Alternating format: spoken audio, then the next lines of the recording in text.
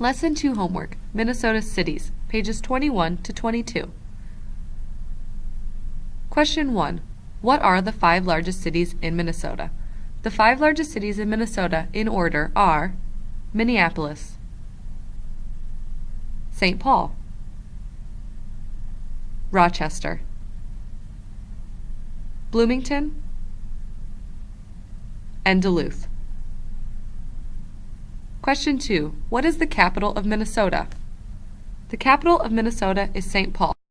Remember, the capital means it's the political meeting place for a state or a country. Question 3. Why was St. Paul chosen as the capital? St. Paul was chosen as the capital of Minnesota in 1858 when the territory officially became a state. At the time, it was the largest city in Minnesota. Before St. Paul existed, the land belonged to the Dakota.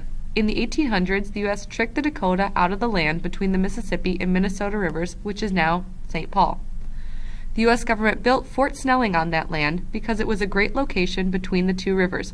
Soon settlers followed, arriving in St. Paul by steamboat. St. Paul continued to grow as a center of trade and transportation because of its close proximity or location to the rivers. Why did Minneapolis develop into Minnesota's largest city? Minneapolis used to look like this. It was also Dakota land, and it was very close to a large waterfall we call St. Anthony Falls. Minneapolis developed into a large city in the 1900s because flour mills could use the waterfall to power their factories. People began moving to Minneapolis for jobs, and the city developed around the mills. Why did Duluth develop into a large city? Duluth, just like St. Paul and Minneapolis, was close to desired natural resources. Duluth is located right on Lake Superior, which is great for shipping. Duluth developed into a port city. Question 6. What draws people to live in a certain city? Why do you think people move to cities like St. Paul, Minneapolis, or Duluth? Infer the answer to question 6. Question 7. What are all of Minnesota's largest cities close to?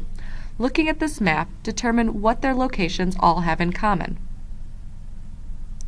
Question 8. How are natural resources and settlement patterns related? How does the land affect where people decide to settle and develop cities?